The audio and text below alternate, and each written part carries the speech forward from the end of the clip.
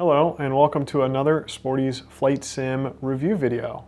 Today we're going to talk about one of the newer features in Microsoft Flight Sim 2024 that I'm most excited about just because it's a digital version of what I always fly with, which is the EFB widget. I'm really excited because it opens up a lot of doors to flying digitally like you do physically in the real world. And there's quite a few features in it that I think are going to help out pilots to understand certain aspects of flying or planning. So let's jump on in and see what the EFB widget can do. All right, so here we are on the home page, and the best way to utilize it pre-flight, if you will, is let's jump into the flight planning page, or the free flight as they call it. And I'm going to go ahead and let's just plan a random flight. Let's say we are going to fly in our Cessna 172 from Indianapolis, and we're going to fly on over to St. Louis. There we go. But along the way, we want to swing by Evansville.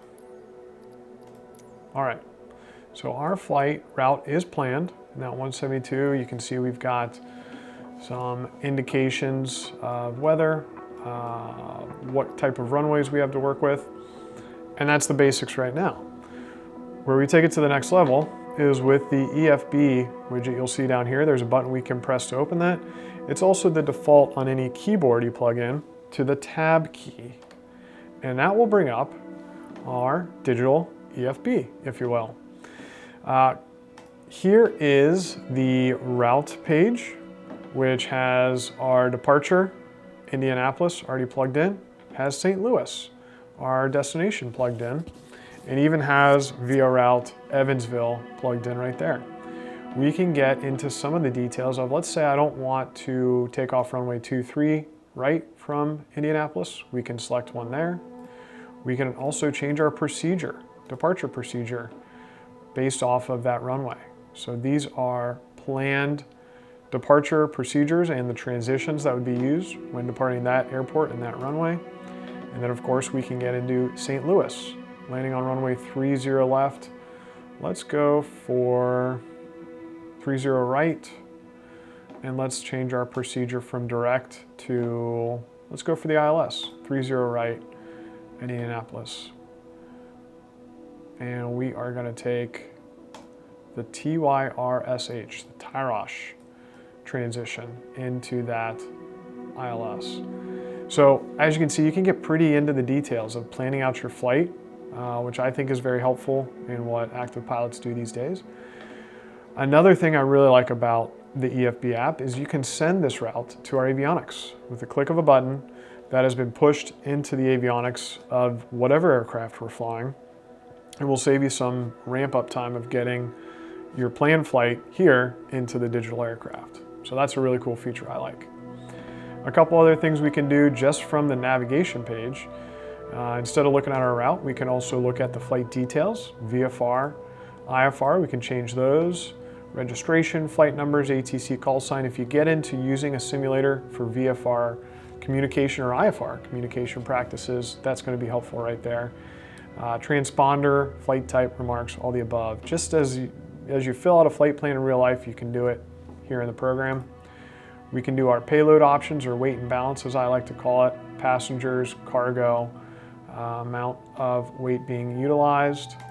We can get into fuel planning, consumption, how much is going to be used throughout a flight. Our nav log is right here based off our flight plans. Here's what we can expect. And then we can also save some charts if we want to have those on this digital EFB. So a lot of details that it can do in the navigation page. There's also a settings page to where if we want to critique this to what we like, a small, the iPad mini, a medium, or the large, the iPad Pro, you can do that.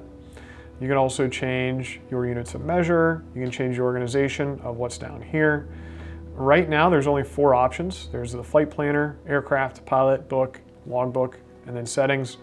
And just as when the iPad came out, apps were developed and really made it a better use in the aircraft, I think that's going to happen here too. Eventually you'll start to see more options for what you can have in your favorites bar.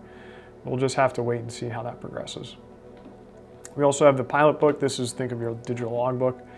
And then the aircraft. Because I've chosen the Cessna 172, that's what's populating, I can look at flight performance. So here is our center of gravity. Here's how we are able to calculate pilot. You know, I'm gonna plug in a weight here and we'll save it. And then let's change passengers, gonna be sitting in the back seat. How do those numbers affect the Mac? And here you go. We get percentage changes. It also lets us know for this aircraft, a forward 15 to an aft 35% mean aerodynamic chord line. That is going to be our range, and we're at 21% right now. So little things here and there that bring us closer to actually planning for a flight in this program. We can change our fuel, we can go to empty, what's our range, all the above. So there's weight and balance, but another one I really like is our environment. Based off taking off Indianapolis, runway 23 right, and then dry, and that METAR, here is our takeoff distance with 10 degrees of flaps. If we take that to 0, that should change a little bit. There we go. So rotation is going to be about 797 feet. The takeoff do not rotate is going to be about 1388. And considering this runway is 11,190 feet, you'll see we're going to have plenty of runway for our Cessna 172. We'll also have a headwind of about 6 knots and then a little bit of a crosswind, 3 knots. That's takeoff. Here's landing. We can also do those same calculations that we need. So a lot you can do there. Last, but certainly not least, is I also like to highlight the checklists feature. So just as we take care of checklists while flying the aircraft to make sure we're not missing anything, forgetting a switch or forgetting to trim or forgetting to reduce mixture, lean mixture I should say, we can do the same thing in the aircraft. So while in flight, these are all different checklists we can run through. Let's say our descent. Adjust throttle lever as required, mixture, let's go full rich as we are getting ready to come in and pull the throttle to idle. Altimeter, our avionics, fuel selector, and flaps. We've done all those. As you can see, we've now done the descent checklist, and we get a green check mark here. Little things that allow us to fly the digital aircraft just as we would in real life. I really appreciate. And Microsoft Flight Sim 2024 now has this feature on your digital EFB, and I think it's a really great way to bring it back into flying digitally as you would in a real aircraft. So I like this a lot. Again, you can use the tab button to pull it up at any time. So not just here on the planning page, we can also use it while flying in the aircraft and move it to the right side of our screen, the left side, to the bottom left, and then hitting tab and it disappears again. It really is a convenient way or ability for someone to utilize their EFB while flying digital aircraft. So I greatly appreciate this new feature. I use it a lot myself, and we hope you enjoy it too. So that covers how to use the new EFB widget in Microsoft Flight Sim 2024. We hope we answered maybe a question or two of yours. We'll continue to add videos, and we thank you for tuning in. We'll see you next time.